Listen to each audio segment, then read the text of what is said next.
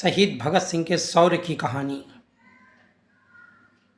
हमारे देश की आज़ादी में भगत सिंह का बहुत बड़ा योगदान था। आज इस कहानी में भगत सिंह के अनगिनत शौर्य के किस्से हैं और उन पर बीती यातनाएं हैं, जिसे सुनकर ही हमारी आत्मा थर्रा जाएगी। ये आज़ादी इतनी आसानी से नहीं मिली है।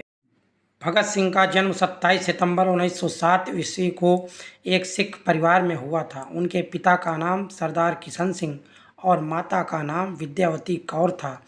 यह एक किसान परिवार से थे। अमृतसर में 13 अप्रैल 1919 को हुए जलियांवाला बाग हत्याकांड ने भगत सिंह की सोच पर गहरा प्रभाव डाला था।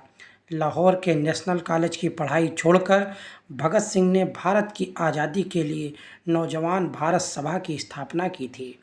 वर्ष 1922 में चौरी चौरा हत्याकांड के बाद गांधी जी ने जब किसानों का साथ नहीं दिया, तब भगत सिंह बहुत निराश हुए।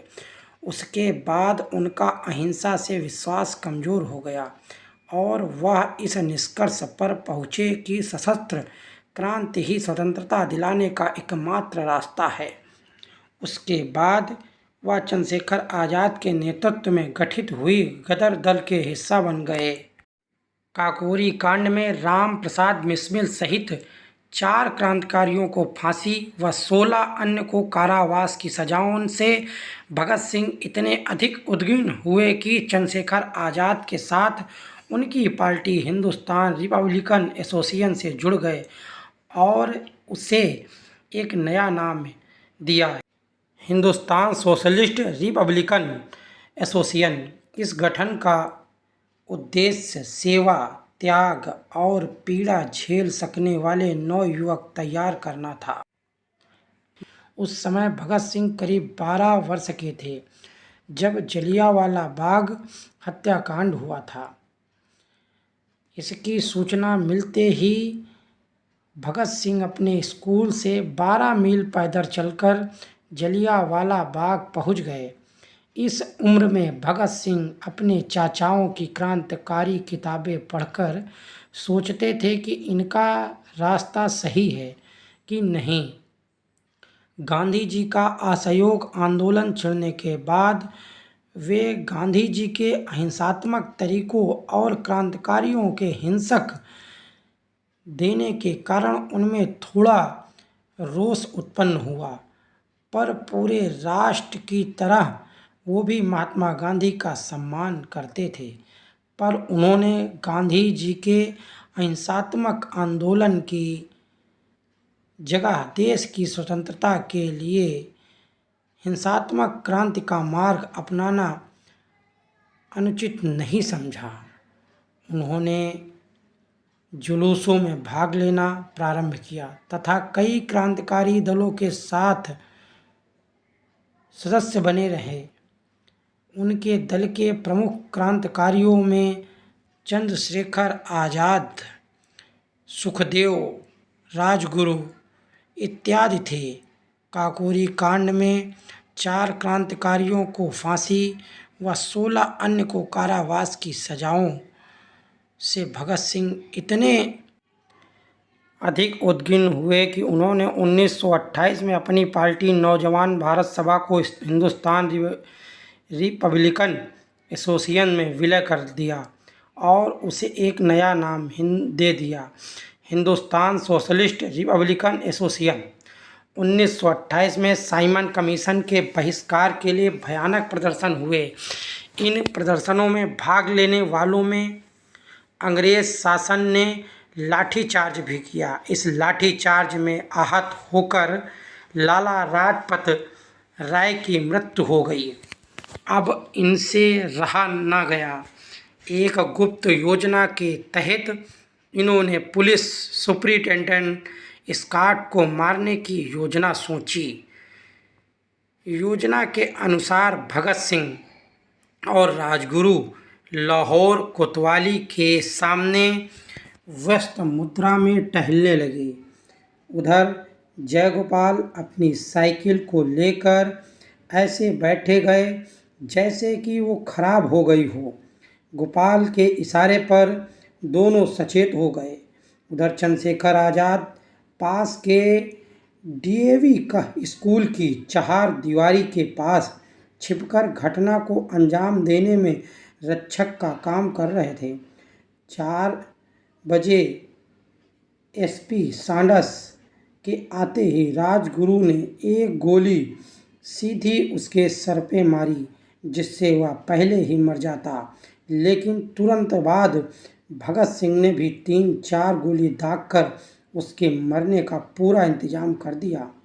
ये दोनों जैसे ही भाग रहे थे कि एक सिपाही चंदन सिंह ने इनका पीछा करना शुरू कर दिया। चंद्रशेखर आज़ाद ने उसे सावधान किया, आगे बढ़े तो गोली मार दूंगा। नहीं मानने पर आज़ाद ने उसे गोली मार दी। इस तरह इन लोगों ने लाला लाजपत राय की मौत का बदला ले लिया। भगत सिंह चाहते थे कि इसमें कोई खून खराबा न हो और अंग्रेज़ों तक उनकी आवाज़ भी पहुँचे।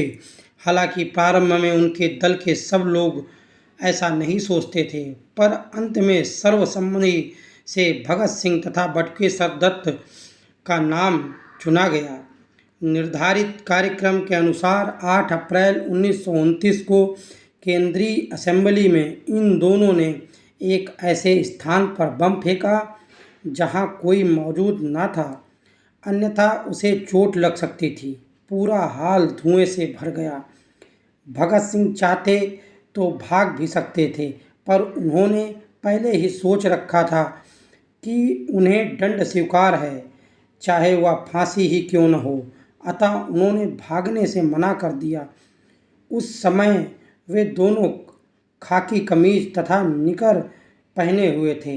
बम फटने के बाद उन्होंने इंकलाब जिंदाबाद, साम्राज्यवाद मुर्दाबाद का नारा लगाया और अपने साथ लाए हुए पर्चे हवा में उछाल दिए।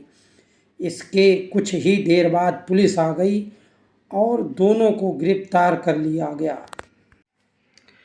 23 मार्च 1931 को शाम में करीब 7:33 पर भगत सिंह तथा इनके 2 साथियों सुखदेव व राजगुरु को फांसी दे दी गई। फांसी पर जाने से पहले वे लेनिन की जीवनी पढ़ रहे थे और जब उनसे उनकी आखिरी इच्छा पूछी गई तो उन्होंने कहा कि वह लेनिन की जीवनी पढ़ रहे थे और उन्हें वह पूरी करने का समय दिया जाए। कहा जाता है कि जेल के अधिकारियों ने जब उन्हें यह सूचना दी कि उनके फांसी का वक्त आ गया है, तो उन्होंने कहा था, ठहरिए, पहले एक क्रांतिकारी दूसरे से गले मिल तो ले। फिर 1 मिनट बाद किताब छत की ओर उछाल कर बोले, ठीक है, अब चलो। फांसी पर जाते समय वे तीनों मस्ती से गा रहे थे, मेरा रंग दे बसंती चोला, मेरा रंग दे बसंती चोला, मैं रंग दे बसंती चोला।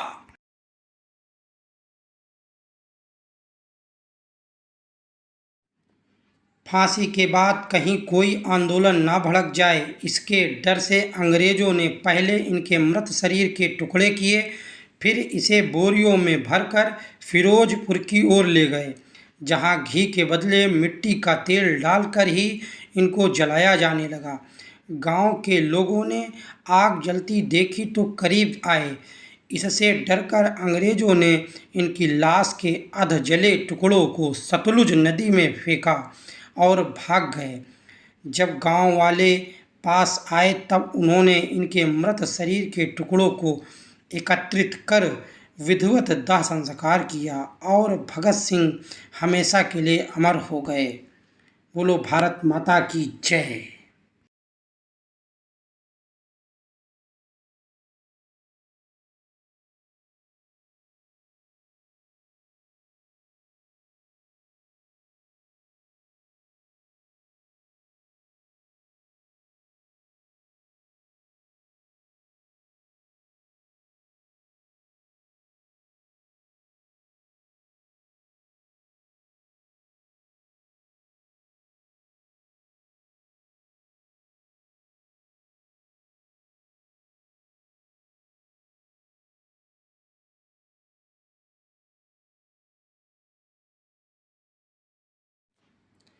दोस्तों, शहीद आजम भगत सिंह को कोटि कोटि प्रणाम।